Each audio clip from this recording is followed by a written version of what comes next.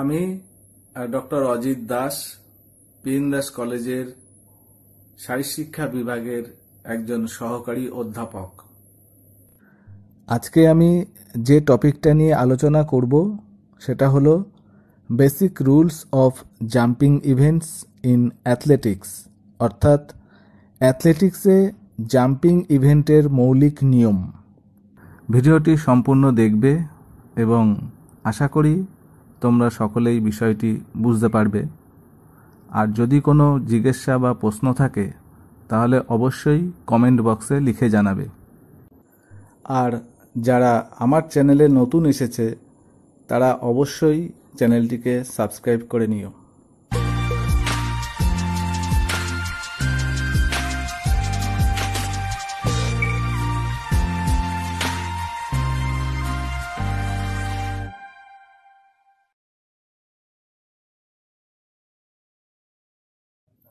Jumping ইভেন্টগুলো সাধারণত 4 ধরনের হয়ে থাকে: লং জাম্প বা দীর্ঘ লম্ফন, ট্রিপল জাম্প, হাই জাম্প বা উচ্চ লম্ফন এবং পোল ভল্ট।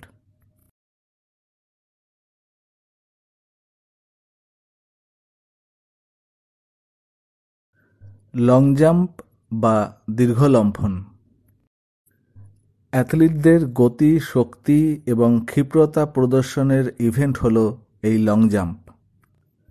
এই লং জাম্প প্রতিযোগিতা একটি ইন্ডিভিজুয়াল ফিল্ড ইভেন্ট। এখানে একজন অ্যাথলিটকে তীব্র গতিতে দৌড়ে এসে নির্দিষ্ট রেখার পেছন থেকে যতটা সম্ভব দূরে লাফিয়ে পড়তে হয়। সবথেকে দূরে লাফানো অ্যাথলিটকে বিজয়ী হিসেবে ঘোষণা করা হয়ে থাকে।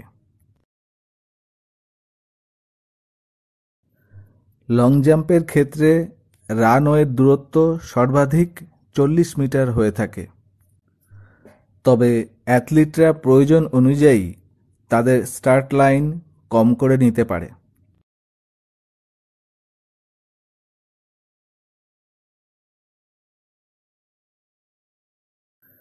টেক অফ বোর্ড 22 সেন্টিমিটার চওড়া হয়ে থাকে এবং যেখান থেকে অ্যাথলিটরা লং জাম্পের জন্য টেক অফ নিয়ে থাকে।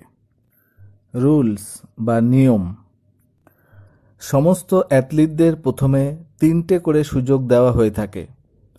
এর মধ্যে থেকে বেস্ট 8 জনকে বেছে নিয়ে আরও 3টি করে জাম্প দেওয়ার সুযোগ দেওয়া হয়ে থাকে এবং সেখান থেকে সবচেয়ে দূরে লাফানো অ্যাথলিটকে বিজয়ী হিসাবে নির্বাচন করা হয়ে থাকে।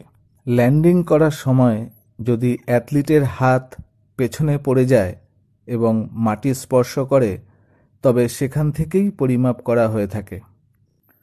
ট্রিপল জাম্প: ট্রিপল জাম্পে সাধারণত 3টি ভাগ থাকে, যথা হপ, স্টেপ এবং জাম্প।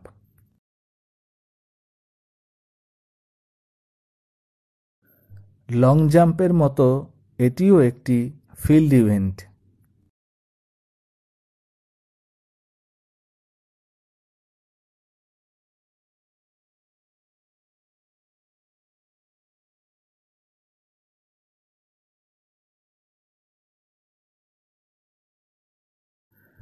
ট্রিপল জাম্পের নিয়ম অনেকটা লং জাম্পের মতন। এখানেও টেক অফ বোর্ড থাকে, তবে পুরুষ এবং মহিলাদের ক্ষেত্রে আলাদা দূরত্বের হয়ে থাকে। পুরুষদের ক্ষেত্রে টেক অফ বোর্ডের দূরত্ব 13 মিটার এবং মহিলাদের ক্ষেত্রে 11 মিটার হয়ে থাকে। জাম্পিং পিট 2.5 মিটার থেকে 3 মিটার চওড়া হয়ে থাকে।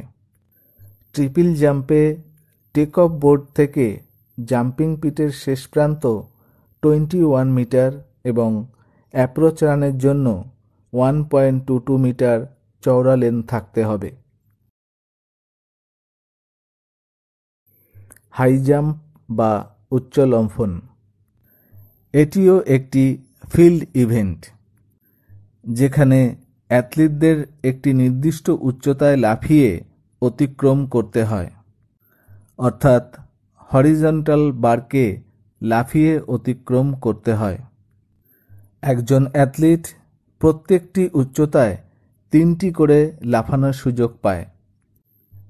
এইভাবে প্রত্যেক উচ্চতায় সফল জাম্পারদের নিয়ে প্রতিযোগিতা চলতে থাকে এবং সর্বোচ্চ সফল জাম্পারকে প্রতিযোগিতার বিজয়ী হিসাবে ঘোষণা করা হয়ে থাকে। রিকোয়ারমেন্টস বা প্রয়োজনীয় বস্তু। হাই জাম্পের জন্য নির্দিষ্ট দুটি পোল এবং ক্রসবার থাকে, যা একজন অ্যাথলিটকে জাম্প করে অতিক্রম করতে হয় এবং জাম্পিং পিটে ল্যান্ডিং করতে হয়, যা নরম গদি বা ফোমের হয়ে থাকে। এটি অ্যাথলিটদের চোট আঘাত থেকে রক্ষা করতে সাহায্য করে থাকে। রুলস বা নিয়ম। এখানে একজন খেলোয়াড় কোনো জায়গায় হাত না লাগিয়ে মাটি থেকে এক পায়ের সাহায্যে নির্দিষ্ট উচ্চতায় লাফিয়ে অতিক্রম করার চেষ্টা করে থাকে। প্রত্যেক খেলোয়াড় প্রত্যেক উচ্চতার জন্য 3টে করে লাফানোর সুযোগ পেয়ে থাকে এবং প্রত্যেক সফল জাম্পের পরে অ্যাথলিটরা 2 থেকে 5 সেন্টিমিটার পর্যন্ত উচ্চতা বাড়াতে পারে। জাম্প করার সময় খেলোয়াড়দের শরীরের কোনো অংশ ক্রসবার স্পর্শ করলেও যদি ক্রসবার মাটিতে পড়ে না যায় তবে জাম্পটি সফল হিসাবে ধরা হয়, আর যদি ক্রসবারটি মাটিতে পড়ে যায় তবে জাম্পটি অসফল হিসাবে ধরা হয়ে থাকে। যদি 2 জনের বেশি খেলোয়াড়দের মধ্যে একই উচ্চতায় টাই হয় তবে কম সংখ্যক অকৃতকার্য খেলোয়াড়কে বিজয়ী হিসাবে গণ্য করা হয়ে থাকে।